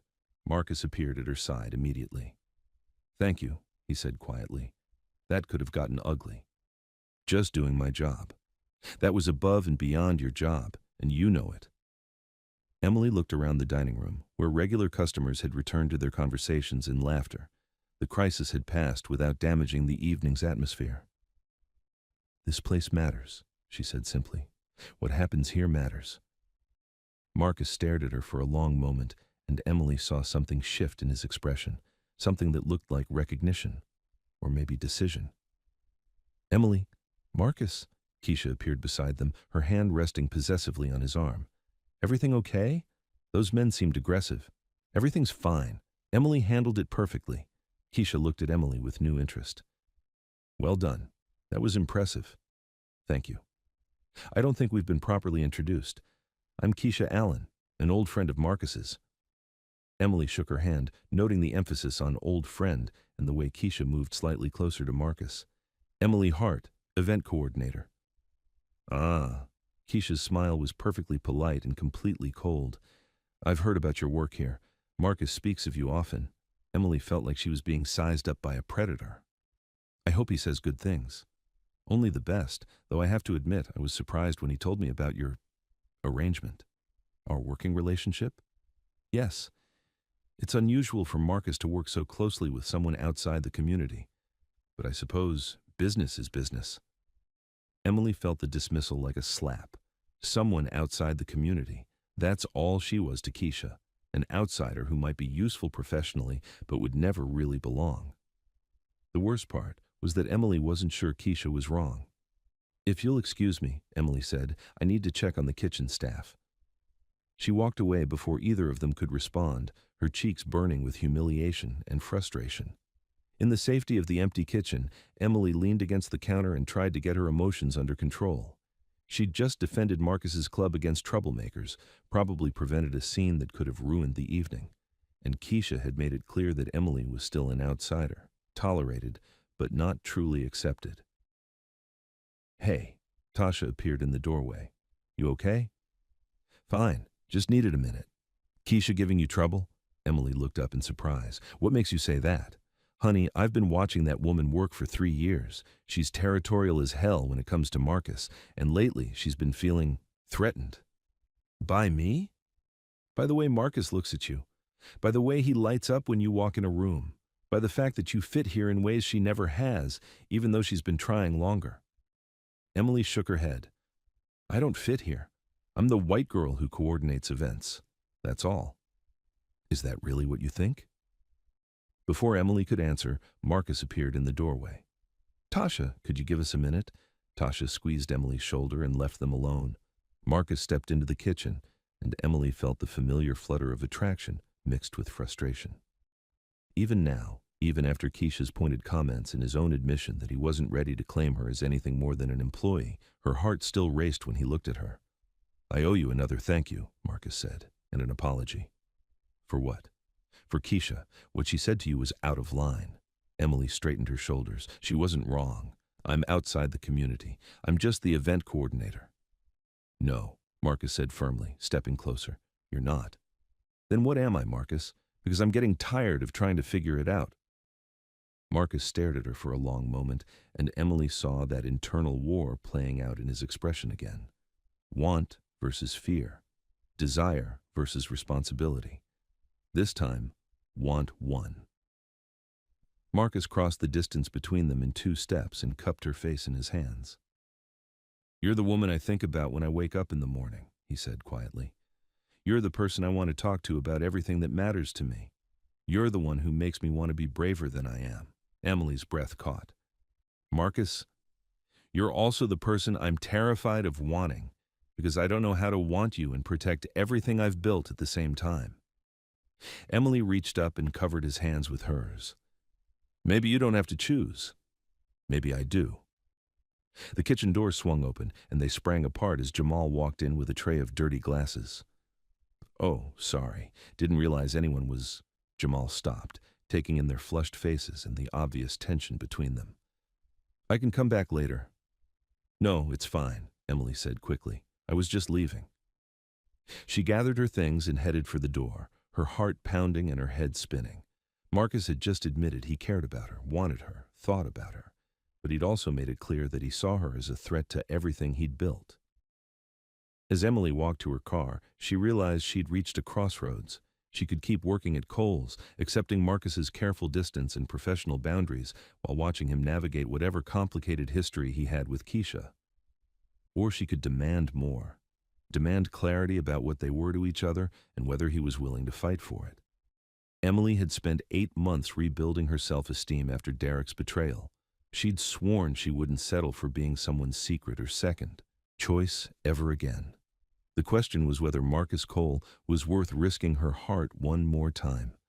As she drove home through the quiet streets, Emily made her decision. Tomorrow she would find out if Marcus was brave enough to choose her. If he wasn't, she'd walk away before she fell any deeper. Some risks were worth taking, but only if both people were willing to take them together. Emily woke up Saturday morning with a plan. She was going to have an honest conversation with Marcus about where they stood and what he was willing to fight for. No more dancing around their feelings, no more accepting his careful distance while he figured out how to want her without risking his community's approval. She deserved better than being someone's secret struggle. Emily dressed carefully, jeans, a soft blue sweater, and the confidence she'd been rebuilding since Derek's betrayal. She was worth loving openly, completely, without apology. If Marcus couldn't see that, she'd walk away with her dignity intact. She arrived at Kohl's at 10 in the morning, knowing Marcus usually spent Saturday mornings reviewing the week's books and preparing for the weekend's events. The club was quiet, peaceful in the morning light that streamed through the windows. Emily found Marcus in his office, surrounded by paperwork and looking tired. When he saw her in the doorway, surprise flashed across his face. Emily, I wasn't expecting you today. We need to talk. Marcus set down his pen and gestured to the chair across from his desk. About what? Emily stayed standing. About last night. About what you said in the kitchen. About what this is between us. Emily, no, let me finish. I've been thinking all night, and I've reached some conclusions. Marcus leaned back in his chair, his expression guarded. I care about you. Emily said. More than I should, more than is probably smart, to borrow your words. But I won't be anyone's secret again. I won't be the woman you want in private, but can't acknowledge in public. That's not what this is. Isn't it? You admit you think about me, that you want to be braver, but you're terrified of what people will think if you actually choose me. That sounds exactly like what this is. Marcus stood up, running a hand through his hair. It's not that simple. It is that simple. Either you want to be with me or you don't. Either you think we're worth fighting for or you don't. Either you're brave enough to let people see how you feel about me or you're not. You don't understand the pressures. I understand perfectly. I understand that your community is important to you. I understand that this club represents your father's dreams and your own legacy. I understand that dating a white woman complicates things. Emily stepped closer to his desk. What I don't understand is why you think love has to be a betrayal of those things. Marcus stared at her, and Emily saw the war in his eyes again. But this time, she wasn't going to let him retreat into careful distance. I love you, Marcus. The words hung in the air between them like a bridge waiting to be crossed. I love you, Emily repeated, her voice stronger. I love the way you care about your customers like family. I love how you honor your father's memory while building something entirely your own. I love that you're protective of the things that matter to you.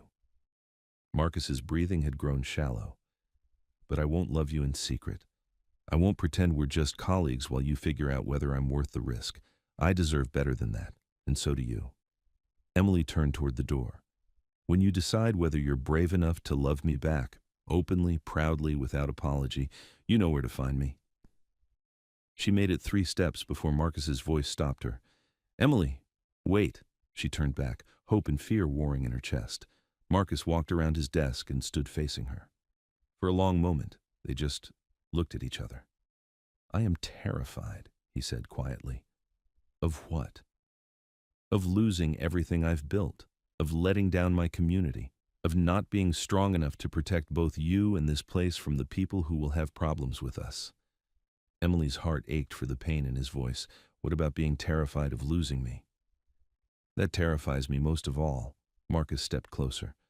I love you too. I think I started falling for you the night you saved Mrs. Patterson's birthday party. Watching you organize my staff in that storage room, seeing how much you cared about making her night perfect. I knew you were dangerous to my carefully ordered world. Emily felt tears prick her eyes. I love how you understand what this place means without trying to change it. I love how you fit here without losing yourself. I love how brave you are, how kind you are, how you make me want to be better than I am. Marcus reached up and cupped her face in his hands. I love you, Emily Hart, and I'm tired of being too scared to do anything about it. Before Emily could respond, Marcus leaned down and kissed her. It was soft at first, tentative, like he was still asking permission. Then Emily's hands fisted in his shirt and she kissed him back, with all the longing she'd been holding inside for weeks. Marcus deepened the kiss, pulling her closer, and Emily felt like coming home and flying apart at the same time. When they finally broke apart, both breathing hard, Marcus rested his forehead against hers. I don't know how to do this, he admitted. I don't know how to be with you without hurting what I've built here. We figure it out together, Emily said, step by step, day by day. We don't have to solve everything right now. Marcus smiled, the first real smile she'd seen from him in weeks. Together. Together. They might have stayed in that office all morning, but the front door chimed and voices echoed from the dining room. Marcus and Emily broke apart, both suddenly, aware that their private moment was over. That's probably Darius, Marcus said. We were supposed to review tonight's event. Emily smoothed her hair and tried to look professional. Right, the anniversary party for the Johnsons. They walked downstairs together, and Emily felt the difference immediately. Marcus's hand brushed hers as they descended the steps. When Darius looked up from arranging flowers on tables, Marcus didn't step away from her. Morning, you two, Darius said with a knowing grin. Y'all look relaxed. Emily felt heat rise in her cheeks, but Marcus just smiled. We had a good talk. I bet you did. Emily, those centerpieces you ordered are perfect. The Johnsons are going to love them. For the next 2 hours, Emily and Marcus worked together to prepare for the evening's celebration.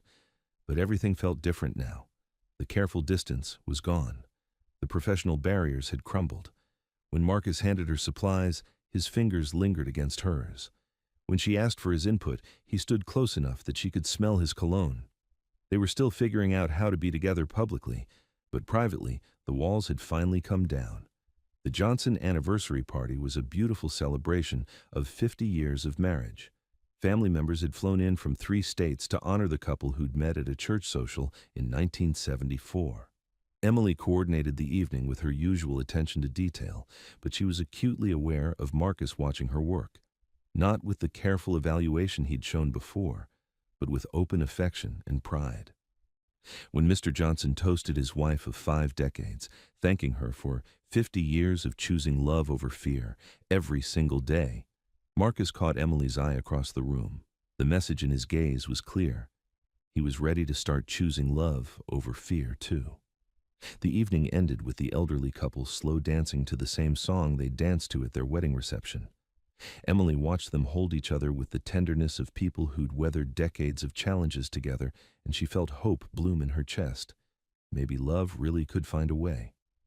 As the last guests headed home, Emily and Marcus worked together to clean up. The staff had gone home early, leaving them alone in the quiet dining room. "Come here," Marcus said when Emily finished stacking the final chairs. She walked over to where he stood by the small dance floor. Without a word, he pulled her into his arms and began swaying to music only they could hear. "What are we doing?" Emily asked, smiling up at him. "Practicing, for when we're ready to let everyone see us like this." Emily felt her heart overflow. "And when will that be?" "Soon, I promise." Marcus spun her gently, then pulled her back against his chest. "I want to do this right. Introduce you properly to my mother. Talk to Darius about how this affects the business. Figure out how to handle the questions that will come. I can wait a little longer. As long as I know you're not waiting because you're ashamed of me." Marcus stopped dancing and looked down at her seriously. "Emily, I am many things about this situation. Nervous, protective, uncertain about how to navigate the complications. But ashamed? Never. You're the best thing that's happened to me in years." Emily stood on her toes and kissed him softly. "That's all I needed to hear." They danced in the empty restaurant until midnight, making plans and promises in whispered conversations. Emily felt like she was living in a dream, the good kind, where everything scary turns out to be worth it. But dreams have a way of bumping up against reality. Tuesday evening brought their first real test. Emily was coordinating a small corporate dinner when Keisha walked into Kohl's with 2 friends Emily didn't recognize. Professional women, well-dressed and confident, the kind of group that commanded attention. Emily watched from across the room as Marcus greeted them warmly. Keisha kissed his cheek like always, but this time she lingered, her hand resting on his arm possessively. Emily tried to focus on her event, but she couldn't help noticing how Keisha's friends looked around the restaurant with barely concealed skepticism. One of them made a comment that caused Keisha to glance toward Emily with an expression Emily couldn't read. The corporate dinner went smoothly, but Emily felt on edge all evening. When the business group finally left, Emily began packing her supplies with more force than necessary. "Everything okay?" Darius asked, appearing beside her table. "Fine, just tired." Keisha's friends seem intense. Emily looked up sharply. "What do you mean?" "They've been asking questions all night, about the club's direction, about recent changes in Marcus's life, about whether he's considering any new partnerships." Emily's stomach clenched. Partnerships? Business partnerships, personal partnerships. They weren't being subtle. Across the room, Marcus was still talking with Keisha and her friends at the bar. Their conversation looked serious, occasionally heated. Emily saw Keisha gesture in her direction more than once. "I should go," Emily said, gathering her things quickly. "Emily, wait." But Emily was already heading for the door. She needed air, space, time to think. The last thing she wanted was to be the subject of speculation and gossip among Marcus's friends. She made it to the parking lot before Marcus caught up with her. "Emily, hold on." She turned to face him, keys already in her hand. "Everything okay? Your friends looked like they had a lot to discuss." "They're not my friends. They're Keisha's friends, and yes, they had plenty to say." About what? Marcus looked uncomfortable. About us. About whether I'm making smart choices. About what dating you might mean for the club's reputation in the black community. Emily felt like she'd been punched. And what did you tell them? That my personal life isn't up for committee review. But they made some points that are hard to ignore. Emily stared at him, feeling the careful hope she'd been building start to crumble. What kind of points? Marcus looked away. About responsibility to my community. About the message it sends when successful black men choose white women. About whether I'm strong enough to handle the criticism that will come. I see. Emily, that's not what I think. Isn't it? Emily's voice was steadier than she felt. Because it sounds like you're already second-guessing us and we've barely started. I'm not second-guessing us. I'm trying to be realistic about what we'll face. What we'll face or what you'll face. Because I'm getting the feeling that I'm the liability in this equation. Marcus stepped closer, his expression pained. You're not a liability, but you have to understand. I understand perfectly. I understand that when your community applies pressure, I'm the problem that needs to be solved. I understand that loving me means you'll have to defend me, and you're not sure I'm worth that fight. That's not, Marcus, I love you, but I won't be the woman who tears you away from your community, and I won't be the woman you resent for the sacrifices you had to make to be with her. Emily's voice broke slightly. If you're not sure you can handle loving me publicly, proudly, without apology, then we should stop this now before it gets any harder. Emily, please, don't do this. I'm not doing this. The situation is doing this. Your friends are doing this. The weight of other people's expectations is doing this. Emily got into her car and rolled down the window. When you decide whether you're strong enough to love me, despite what other people think, call me. But don't call me until you're absolutely sure. I can't keep having this conversation. She drove away, watching Marcus standing alone in the parking lot in her rearview mirror. 3 days passed without a word from Marcus. Emily coordinated events at other venues, threw herself into preschool work, and tried not to check her phone every 10 minutes. She was proud of herself for walking away. She'd learned her worth after Derek's betrayal, and she wasn't going to settle for being someone's complicated choice ever again. But that didn't make missing Marcus any easier. Thursday evening, Emily was grading art projects from her preschool class when her father stopped by with takeout Chinese food. You look terrible, Paul said, unpacking containers on her kitchen table. Thanks, Dad. Really know how to make a girl feel good. You want to talk about it? Emily sank into a chair and accepted the carton of Lomaine her father handed her. Remember that guy I mentioned? From the club? The one with responsibilities to his community? That's the one. Turns out his community doesn't think I'm good enough for him. Paul paused with chopsticks halfway to his mouth. Says who? Says his ex-girlfriend and her friends. Says the weight of history and racial dynamics and social expectations. Says him. Emily considered the question. He says he loves me. But he also says he doesn't know if he's strong enough to handle the criticism that comes with dating me. Paul set down his food. Honey, I'm going to tell you something your mother would have told you if she were here. What? Any man who has to think that hard about whether you're worth fighting for isn't the right man for you. Emily felt tears prick her eyes. But what if the situation really is that complicated? What if loving me really would cost him his community? Then he has to decide what matters more, and you have to decide whether you want to be with someone who sees you as a cost instead of a gift. Emily stared at her untouched food. I thought he saw me as a gift. When it was just us, private and simple, he made me feel like I was exactly what he'd been waiting for.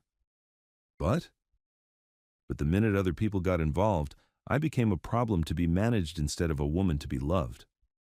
Paul reached across the table and squeezed her hand. Your worth isn't determined by how other people react to you. It's determined by who you are. And you, Emily Hart, are worth fighting for. That night, Emily lay awake thinking about her father's words. She was worth fighting for. The question was whether Marcus would ever see it that way. Friday morning brought an unexpected call from Tasha. Emily, girl, you need to get down here. What's wrong? Is everything okay? Marcus is Well, he's been impossible all week, snapping at everyone, moping around like someone died. Darius is about to strangle him. Emily's heart clenched. I'm sorry he's having a hard time, but I don't think... Emily, he's miserable. And we're all miserable because he's miserable. You two need to figure this out. It's not that simple, Tasha. Isn't it? You love him. He loves you. Everything else is just noise. Emily wished that were true, but some noise was too loud to ignore.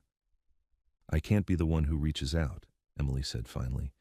If he wants to be with me, he has to choose that. Really choose it without me convincing him. Fair enough. But Emily, he's already chosen you. He's just scared about what comes next.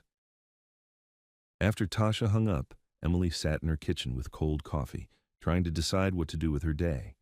She had no events scheduled, no preschool classes to teach, nothing but time to think about Marcus Cole and wonder if she'd been too harsh on Tuesday night. Her phone buzzed with a text from an unknown number. Emily, this is Renee Cole, Marcus's mother. Could we meet for coffee today? I have something I'd like to discuss with you. Emily stared at the message, her heart racing. Marcus's mother wanted to meet with her. That couldn't be good. She texted back, of course. When and where? Grind Cafe, 2 p.m.? Emily agreed, then spent the next 4 hours wondering what Renee Cole wanted to discuss. Probably the same concerns Keisha's friends had raised, the problems with interracial relationships, the complications Emily brought to Marcus's life. By the time Emily walked into Grind that afternoon, she'd prepared herself for a polite but firm conversation about staying away from her son. She wasn't prepared for the warm smile Renee Cole gave her when she arrived. Emily, thank you for coming. Renee stood and embraced her like family. I've been looking forward to talking with you properly. They ordered coffee and settled at a table near the back of the cafe. Renee looked exactly like Emily had expected, elegant, gracious, and protective of her son. I suppose you're wondering why I asked to meet with you, Renee said. The thought had crossed my mind. I wanted to thank you. Emily blinked in surprise. Thank me.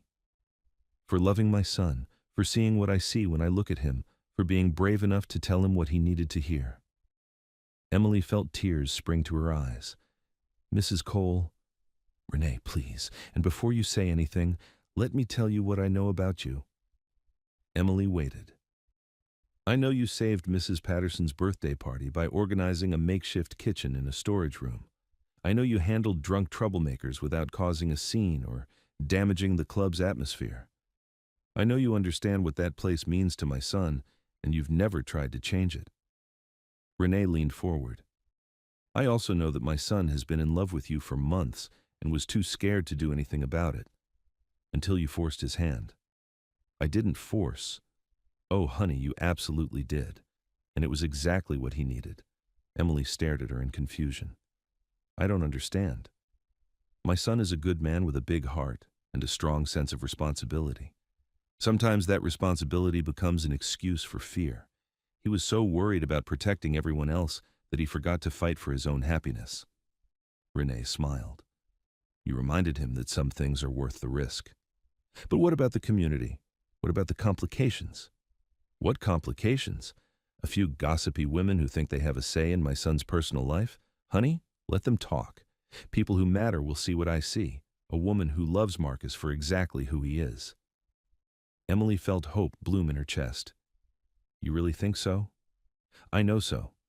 But more importantly, Marcus knows so. He just needed time to find his courage. Has he? Found his courage, I mean. Renee's smile was mysterious. Why don't you ask him yourself? He should be at the club right now, probably driving Darius crazy with his moping. Emily laughed through her tears. Maybe I will. Emily? Renee reached across the table and squeezed her hand. My late husband used to say that love doesn't ask for permission. It just shows up and asks whether you're brave enough to accept it. And are you? Brave enough to accept me loving your son? Renee's smile was radiant. Honey, I've been hoping someone like you would show up for years. 20 minutes later, Emily stood outside Cole's supper club, gathering her courage. Through the windows, she could see Marcus moving around the dining room, setting up for the evening service. Even from a distance, she could see the tension in his shoulders, the careful control in his movements. He looked like a man trying very hard to hold himself together. Emily pushed open the door and stepped inside. Marcus looked up at the sound, and his face transformed when he saw her. Hope and pain and longing flickered across his expression. Emily. Hi.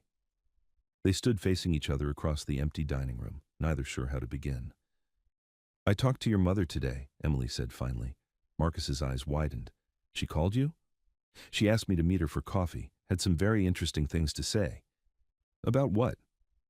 Emily walked closer, noting the way Marcus's hands clenched at his sides like he was fighting the urge to reach for her. About love not asking for permission, about courage and fighting for happiness, about how some things are worth the risk. Marcus's breathing grew shallow. Emily. I love you, Marcus Cole. I love you completely, complications and all. But I need to know that you love me the same way. I do. God, Emily, I do. Then prove it. Marcus stared at her for a long moment. Then he crossed the distance between them in 3 quick steps and pulled her into his arms. This kiss was different from their first. It was sure, claiming, full of promise and determination. Emily melted into him, feeling like she was finally home. When they broke apart, Marcus rested his forehead against hers. I've been miserable without you, he admitted. These last few days. I couldn't eat, couldn't sleep, couldn't focus on anything except how much I missed you. What changed? My mother. She told me I was being an idiot, that I was letting other people's fears make decisions for my life. Emily laughed. Your mother called you an idiot? In much more polite terms, but yes. Marcus cupped her face in his hands. She also told me that any woman who'd fight for this place the way you have is worth fighting for in return. And what do you think? I think I've been scared of the wrong things. I was so worried about what other people would think that I almost lost the best thing that's ever happened to me. Marcus's thumb traced across her cheek. I choose you, Emily. Proudly, publicly, without apology. Whatever comes, we'll handle it together. Together, Emily agreed. Together. This time, when Marcus kissed her, Emily tasted forever. 6 months later, Emily stood in the doorway of Cole's supper club, watching Marcus work the room during a busy Friday night. The dining room was full of familiar faces and new ones, all enjoying the warm atmosphere and excellent food. At 8:05 corner table, Mr. and Mrs. Johnson celebrated their 51st anniversary with their children and grandchildren. Near the bar, Mrs. Patterson held court with her book club, regaling them with stories about her recent cruise. And at a table near the stage, Keisha Allen sat with a handsome man Emily didn't recognize, both of them laughing at something he'd said.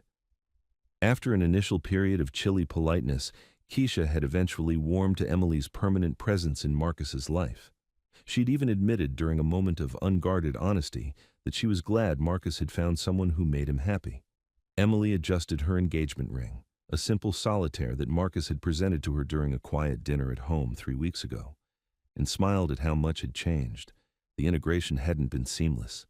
There had been awkward conversations, moments of tension, people who took time to warm up to the idea of Marcus dating outside his community. But for every person who questioned their relationship, there were 3 more who welcomed Emily with open arms. The club's regular customers had adopted her as family. New customers, drawn by word of mouth about the inclusive, welcoming atmosphere, included couples of every configuration. Emily had coordinated interracial weddings, same-sex commitment ceremonies, and multicultural celebrations that would have been unimaginable when she first walked through those doors. Love, it turned out, had a way of expanding rather than diminishing communities. You're doing it again, Darius said, appearing beside her with 2 glasses of wine. Doing what? Standing in doorways looking sappy. Emily laughed and accepted the wine. I can't help it. Look at this place. Look how happy everyone is. You mean, look how happy Marcus is. Emily followed Darius's gaze to where Marcus was greeting a family at their table, his face lit up with genuine pleasure. When he glanced toward the doorway and saw her watching, his smile grew even brighter. Yeah, Emily said softly. Look how happy Marcus is. Marcus excused himself from his conversation and walked over to where Emily stood. Without hesitation, he wrapped his arm around her waist and kissed her temple. How was the school fundraiser? He asked. Successful. We raised enough for the new playground equipment and then some. That's my girl, making dreams come true wherever you go. Emily leaned into his warmth, marveling at how natural this felt. How right. Dance with me? Marcus asked as the jazz trio began a slow song. Emily set down her wine glass and let him lead her onto the small dance floor. Other couples joined them, young and old, black and white, all swaying together in the golden light. "Remember when you told me white women don't belong here?" Emily asked quietly. Marcus winced. "Not my finest moment. I'm glad you were wrong. I wasn't wrong about everything. White women don't belong here." Emily pulled back to look at him, confused and slightly hurt. Marcus's smile was soft and full of love. "But you do. You belong here because this is where your heart is, because this is where love lives, because this is home." Emily felt tears prick her eyes. "Yes, it is. I love you, Emily Hart, soon to be Emily Cole. I love you too." As they danced in the warm light of Cole's supper club, surrounded by family and friends and the beautiful life they were building together, Emily thought about how far they'd traveled from that first night when she'd walked in as a stranger. Love hadn't asked for permission. It had simply shown up and asked if they were brave enough to accept it. They had been, and they would be again, every day for the rest of their lives. The music swelled around them as Marcus spun her gently, then pulled her back into his arms. Emily looked up into his brown eyes and saw their future reflected there. Challenges and celebrations, quiet moments and grand adventures, all of it wrapped in a love strong enough to weather whatever storms might come. "Ready for forever?" Marcus whispered against her ear. Emily smiled and held him tighter. "With you? I've been ready since the night I walked through that door and saw home." They danced until the last song ended, and the lights came up, two hearts that had found their rhythm at last. And in the warm glow of Cole's supper club, surrounded by the community that had become family, Emily knew that some love stories were worth fighting for. Some love stories were worth everything.